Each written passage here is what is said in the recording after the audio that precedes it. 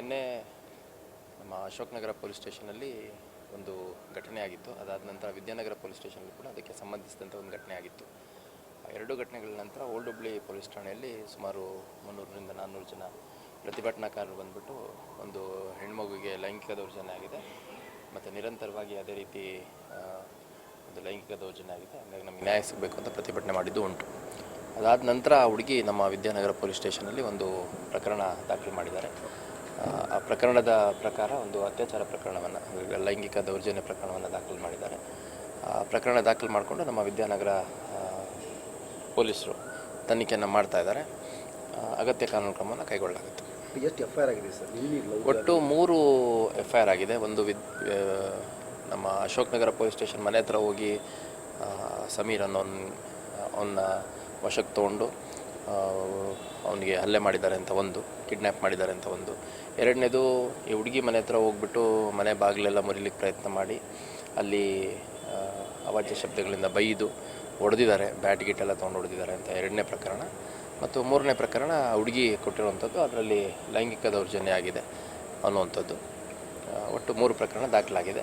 ಇನ್ನೂ ಕೆಲವರು ನಾವು ಕಂಪ್ಲೇಂಟ್ ಕೊಡ್ತೀವಿ, ಬೇರೆ ಬೇರೆ ರೀತಿ ನಮಗೆ ತೊಂದರೆ ಆಗಿದೆ ಅಂತ ಹೇಳಿದರೆ, ಅದು ಯಾರಿಗೆ ಏನು ತೊಂದರೆ ಆಗಿದೆ ಬಂದು ಕಂಪ್ಲೇಂಟ್ ಕೊಟ್ಟರೆ ಪ್ರಕರಣ ದಾಖಲು ಮಾಡ್ಕೊಂಡು ತನಿಖೆ ಮಾಡ್ತಾರೆ. ಇಲ್ಲ, ಇವಾಗ ಅಗತ್ಯ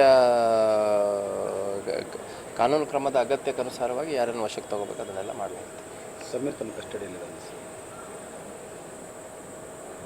ಇನ್ನೊಂದು, ಈಗ ಸಮೀರ್ನ ರಿಲೇಟಿವ್ ಸಹೋದರಿ ಕೂಡ ಅದರಲ್ಲಿ ಭಾಗಿಯಾಗಿದ್ದಾರೆ, ರೇಪಲ್ಲಿ ಅಂತೆಲ್ಲ ಹೇಳ್ತಾರೆ, ಆರೋಪಗಳು ಕೇಳಿ ಬರ್ತಾರೆ. ಇಲ್ಲ, ಈಗ ಆ ಹುಡುಗಿ ಸಂಬಂಧಿಕರು ಮತ್ತು ಆ ಹುಡುಗಿನೂ ಕೂಡ ಹೇಳುವಂಥದ್ದು, ಯಾರು ಆರೋಪಿ ಇದ್ದಾನೆ, ಆರೋಪಿ ಸಹೋದರಿ ಮತ್ತು ಅವರ ಆರೋಪಿ ಭಾವ, ಅವ್ರುಗಳು ಕೂಡ ಈ ರೀತಿ ನಿರಂತರವಾಗಿ ನನಗೆ ಶೋಷಣೆ ಮಾಡ್ತಾಯಿದ್ರು ಮತ್ತು ಅವನ ಜೊತೆ ಅವನು ಹೇಳ್ದಂಗೆ ಇರೋ ಅನ್ನೋ ರೀತಿ ಒತ್ತಡ ಆಗ್ತಾಯಿದ್ರು. ಅದ್ರ ಜೊತೆಗೆ ಇನ್ನೂ ಬೇರೆ ಬೇರೆ ರೀತಿಯ ಆರೋಪಗಳು, ನಾನು ಅಷ್ಟೇ ಇಲ್ಲ, ಇನ್ನು ಬೇರೆ ಬೇರೆ ಹುಡುಗಿರ ಮೇಲೂ ಈ ಥರ ಎಲ್ಲ ತೊಂದರೆ ಮಾಡಿದ್ದಾರೆ ಅವರು ಅಂತಂದು ಹೇಳಿದ್ದಾರೆ. ಅವ್ರನ್ನೂ ಕೂಡ ನಾವು ವಿಚಾರಣೆ ಒಳಪಡಿಸ್ತೀವಿ.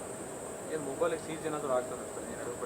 ಇಲ್ಲ, ಈಗ ನೋಡ್ರಿ, ಅವರು ವಿಡಿಯೋ ಮಾಡಿದ್ದಾರೆ ಅಂತ ಹೇಳ್ತಾರೆ, ಸಮೀರ್ ನೋಡಿದರೆ ಇಲ್ಲ ಈಕಿನ ವಿಡಿಯೋ ಮಾಡ್ಕೊಂಡಿಲ್ಲ ಅಂತ ಹೇಳ್ತಾರೆ. ಈಗ ಅವ್ರು ಏನೇನು ಅವರವರು in defence of each of the parties ಏನು ಹೇಳಬೇಕು ಅವ್ರು ಹೇಳ್ತಾರೆ. ಯಾರು ವಿಡಿಯೋ ಮಾಡಿದ್ರು ಅದನ್ನು ತನಿಖೆಯಲ್ಲಿ ಯಾವಾಗ ವಿಡಿಯೋ ಆಗಿದೆ, ಏನಾಗಿದೆ, ಅದು ಲೈಂಗಿಕ ದೌರ್ಜನ್ಯ ಯಾವಾಗ ಆಗಿದೆ ಅನ್ನೋ ಸಂಪೂರ್ಣ ಒಂದು ವಿಷಯಗಳನ್ನು ತನಿಖೆಯಲ್ಲಿ ಹೊರತರಲಾಗುತ್ತೆ. 2 ಮೊಬೈಲ್ ತೊಗೊಂಡಿದ್ರು.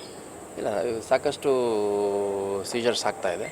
ಸೊ ಅದರಲ್ಲೇನು ಅಂಶಗಳು ಕಂಡು ಬರುತ್ತೆ, ಅದ್ರ ಮೇಲೆ ಕ್ರಮ ಆಗುತ್ತೆ. Thank you.